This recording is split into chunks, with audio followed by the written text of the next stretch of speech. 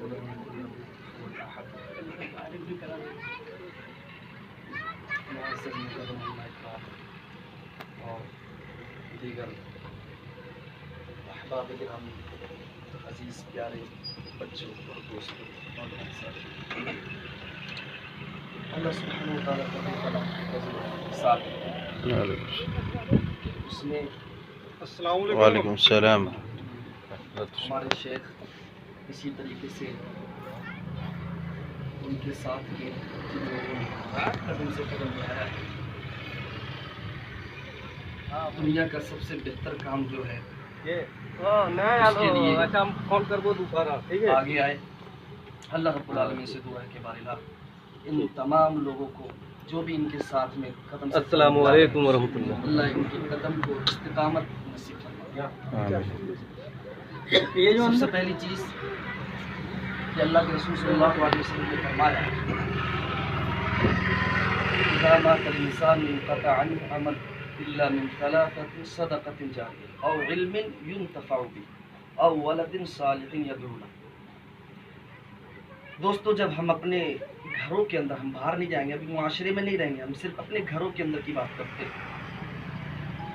جب ہم اپنے گھروں کے اندر دیکھتے ہیں، اپنے بچوں پر ہماری نظر پڑتی ہے، تو کبھی کبھی اللہ کی قسم ایسے ایسے والدوں کو میں نے دیکھا، ایسی ایسی ماؤں کو میں نے دیکھا تو خون کے آنسو رونے کے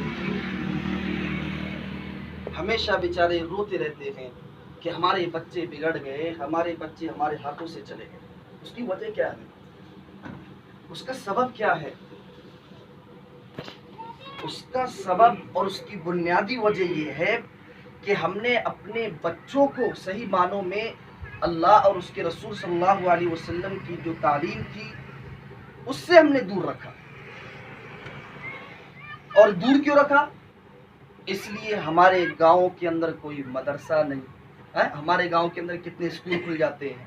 اگر اسکول بھی نہیں ہوتا ہے تو ہم دیکھیے اپنے بچوں کو پڑھانے کے لیے کتنا پیسہ لگا دیتے ہیں، جبکہ وہ علم صرف دنیاوی علم ہے. شریعت جبکہ اس سے منع نہیں کر رہی ہے کہ آپ دنیاوی علم حاصل مت کرو، آپ دنیاوی علم بھی حاصل کرو، لیکن طلب العلم فریضہ علی کل مسلم.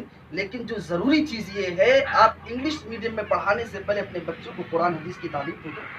بچہ اتنا تو جان جائے آپ کی بچی ہے، اس کے کون کون سے ایام میں، کن ایام میں اس کو نماز پڑھنی ہے، کن ایام میں اس کو طہارت حاصل کرنی ہے، کن ایام میں اس کو قرآن چھونا ہے نہیں چھونا ہے، یہ تمام مسائل، کن ایام میں اس کو نماز پڑھنی ہے. کون سا بچہ لڑکا ہے تو دودھ پیتا پیشاب کر دیتا تو دھونا ہے کہ نہیں دھونا، لڑکی ہے دودھ پیتی پیشاب کر دیتی اس کو دھونا ہے. یہ ساری چیزیں ہماری بچیوں کو نہیں معلوم، ہمارے بچے نہیں جانتے. ہمارے والد جو ہے ان کو وہ اس علم سے نابلد ہیں. وجہ کیا ہے؟ اس لیے کہ ہم نے اپنے بچوں کو بچپن میں اللہ اور اس کے رسول صلی اللہ علیہ وسلم کی تعلیم سے دور رکھا ہے. اور اللہ کے رسول صلی اللہ علیہ وسلم فرمایا، دیکھیے ایک فائدہ اور ہوتا ہے الحمدللہ. دیکھیے ان کے والد محترم نے جیسے بول رہے ہیں کہ وصیت کر کے گئے، اللہ رب العالمین ان کی وصیت کو قبول فرمائے. وصیت کر کے گئے کہ میرے بجانے کے بعد ان کی خواہش تھی کہ مدرسہ کھلے. اللہ کے رسول نے کیا فرمایا؟ اذا مات الانسان انقطع عنه عمل.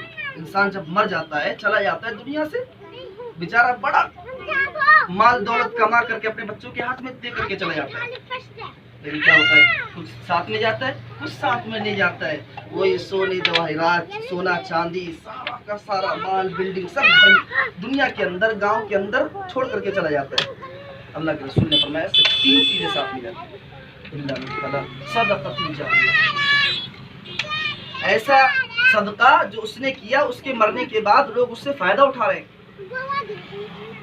او علم ينتفع به، یا اس کے مرنے کے بعد اس نے اپنی زندگی میں کوئی مدرسہ کھول دیا، اپنی زندگی میں کسی کو تعلیم دے دی. مثال کے طور پر ایک حافظ صاحب ہے، انہوں نے بچوں کو قرآن وغیرہ پڑھایا. الحمدللہ قرآن وغیرہ ظاہر سی بات ہے جب بچہ قرآن حافظ بن جاتا ہے، میں ایک چیز بتاؤں، بچہ جب قرآن کا حافظ بن جاتا ہے تو مثلا الحمار یحمل اسفارہ، وہ یہاں نہیں ہے، وہ ان لوگوں کے اوپر فٹ ہے جن کے پاس قرآن ہے، جن کے پاس قرآن ہے وہ اس پر عمل نہیں کرتی، ان لوگوں پر فٹ ہے. آپ کو معلوم ہے الحمدللہ جو لوگ حافظ قرآن ہوتے ہیں وہ اکثر دیکھیں الحمدللہ بلکہ زیادہ تر لوگ مدارس کا رخ کرتے ہیں، عربی وغیرہ پڑھتے ہیں، الحمدللہ نو صرف کی پڑھائی پڑھتے ہیں. ان کی دلی خواہش ہوتی ہے کہ میں الحمدللہ حافظ بن گیا. اور ظاہر سی بات ہے بچہ جب حافظ بنتا ہے وہی اس کی عمر ہے. آگے چل کر کے وہ دوسرے علم حاصل کرتا ہے، عربی حاصل کرتا ہے، عربی وغیرہ پڑھنے کے بعد ساری نالج آ جاتی ہے، بچہ آ کر کے میدان میں آتا ہے۔ کہنے کا مطلب یہ ہے جب انسان چلا جاتا ہے صدقہ جاریہ ہو جاتا ہے۔ اسی طریقے علم ينتفع به، بچہ باپ مر گیا، اس نے اپنی زندگی میں کسی کو پڑھا دیا، کتابیں چھپا دی، مدرسہ کھول کر کے چلا گیا۔ یہ دیکھیے اہم چیز، مدرسہ کھول کر کے چلا گیا، اس کے مرنے کے بعد بھی اس کو فائدہ اس کا ملتا رہے گا۔ حافظ صاحب پڑھاتے رہیں گے، جتنے بھی بچے آئیں گے قیامت تک اس مدرسے سے استفادہ کرتے رہیں گے، جتنے بھی بچے اس سے علم حاصل کرتے رہیں گے قیامت تک، اور آخرت کے دن بھی اس کے لیے ذریعہ نجات بنے گا۔ آگے فرمایا او علم ينتفع به او ولد صالح يدعو له۔ ایک فائدہ یہ بھی ہے اپنے بچوں کو قرآن وغیرہ پڑھانے کا، قرآن اور حدیث کی پڑھائی پڑھانے کا فائدہ ایک اور یہ بھی ہے کہ آپ دیکھیے بچہ جب زندہ ہوتا ہے، باپ چلا جاتا ہے، اس کا باپ اپنی زندگی میں اپنے بچے کو قرآن وغیرہ کی تعلیم دے کر کے نہیں گیا، اللہ اور اس کے رسول صلی اللہ علیہ وسلم کے احکام و فرامین سے دور رکھا، ہمیشہ قرآن آتے ہو، ہمیشہ دنیاوی تعلیم میں رہا، دنیاوی تعلیم میں رہا، دنیاوی تعلیم میں رہا۔ ہم منع نہیں کرتے، ہم کہتے ہیں آپ پہلے قرآن حدیث کی تعلیم حاصل کر لیجئے، آپ کے بچے کے اندر اتنی سمجھداری آ جائے، توحید جان جائے، اللہ کون ہے، اللہ سے مانگا جائے، کیسے مانگا جائے، اپنے ماں باپ کے لیے دعا کر سکے۔ آج اللہ کی قسم قبر کے اندر ایسے ایسے والدین پریشان ہیں، قبر کے اندر ان کو نجات نہیں مل رہی ہے، دنیا کے اندر خود نماز نہیں پڑھتے تھے، بچے کو نیک بنا کر کے نہیں گئے۔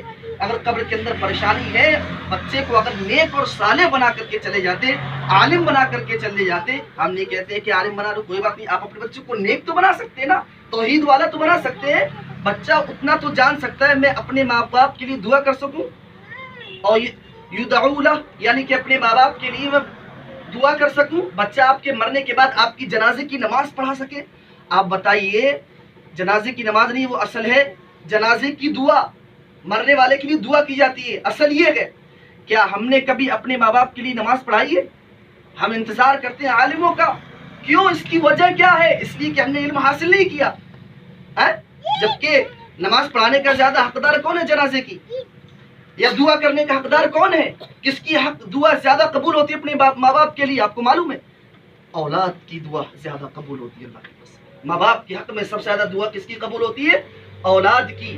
تو کہنے کا مطلب یہ ہے کہ ہم اپنے بچوں کو نیک بنا کر کے جائیں دنیا سے، ہم اپنے بچوں کو اتنی تعلیم دے دیں کہ بچہ جان سکے کہ اللہ کون ہے، رسول کون ہے، بچہ جان سکے کہ ہمیں اپنے ماں باپ کے لیے دعا کرنی ہے، اللہ کے رسول نے فرمایا ہے ہمیں اپنے ماں باپ کے لیے دعا کرنی ہے، قبر کے اندر ان کو نجات ملے۔ تو کہنے کا مطلب یہ بہت ساری باتیں ہیں، ہمیں صحیح معنوں میں اپنے بچوں کو اگر ہم نیک دنیا کے اندر بنا کر کے جاتے ہیں تو مرنے کے بعد آپ کا بچہ آپ کے لیے دعا کر سکے گا، مرنے کے بعد آپ کا بچہ چوری نہیں کرے گا، مرنے کے بعد آپ کا بچہ بگڑے گا نہیں، مرنے کے بعد آپ کا بچہ شرابی نہیں بنے گا، مرنے کے بعد آپ کا بچہ آپ کے خلاف پروپیگنڈے نہیں کرے گا، پلاننگ غلط طریقے سے پلاننگ نہیں کرے گا، بلکہ پلاننگ یہ کرے گا مجھے اپنے ماں باپ کے لیے دعا کرنا ہے، میرے ماں باپ دنیا سے جا چکے ہیں ان کے لیے صدقات و خیرات کرنا ہے، میرے ماں باپ دنیا سے جا چکے ہیں اللہ رب العالمین کی بارگاہ میں رات کو اٹھ کر کے بھی 5 وقت کی تو چھوڑیے تہجد کی نماز میں اٹھ کر کے بھی رب ارحمہما کما ربیانی صغیرہ پڑھ کر کے اللہ رب العالمین سے بخشش طلب کرتے ہیں۔ تو کہنے کا مطلب یہ ہے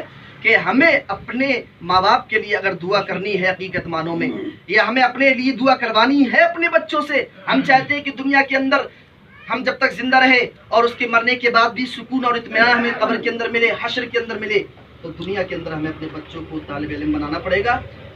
آپ اتنی اگر آپ عالم نہیں بنا سکتے تو آپ ضرور قرآن حدیث کی اس کو تعلیم ضرور دیجیے میرے بھائیوں، یہ اللہ کے رسول۔ اور ایک چیز یہ بھی دیکھیے، کتنے لوگ ہوتے ہیں، لاکھوں کا مجمع ہوتا ہے، اربوں خربوں لوگوں کا مجمع ہوتا ہے، کبھی کبھی ہوتا ہے نا کروڑوں لوگ تو ہوتے ہیں کسی مجمع میں، کروڑوں لوگوں کا مجمع ہوتا ہے، وہاں پر اگر کوئی پروگرام ہوتا ہے دینی، کبھی آپ نے دیکھا کسی انجینئر کو کھڑا کیا جاتا ہے؟ نہیں کیا جاتا ہے۔ کسی ڈاکٹر کو کھڑا کیا جاتا ہے جس کے پاس پوری بڑی MBBS سے اوپر ہے کون سی ڈگری ہوتی ہے، وہ ساری ڈگری ہوتی ہے، نہیں کھڑا کیا جاتا ہے۔ باہر سے لوگ آتے ہیں، ہوگا اپنے لیے ڈاکٹر، اپنے لیے کچھ، اور وہیں پر الحمدللہ کوئی عالم ہو۔ اس لیے اللہ کے رسول نے فرمایا، مسلم وغیرہ کی روایت ہے، امام عمر بن خطاب رضی اللہ تعالیٰ نے ایک حبشی غلام کو کیا بنا دیا تھا؟ گورنر بنا دیا تھا حبشی غلام کو۔ لوگوں نے پوچھا آپ نے کس کو گورنر بنایا فلاں جگہ کا؟ کہا میں نے فلاں حبشی غلام کو بنایا۔ آپ نے ایک حبشی غلام کو گورنر بنا دیا؟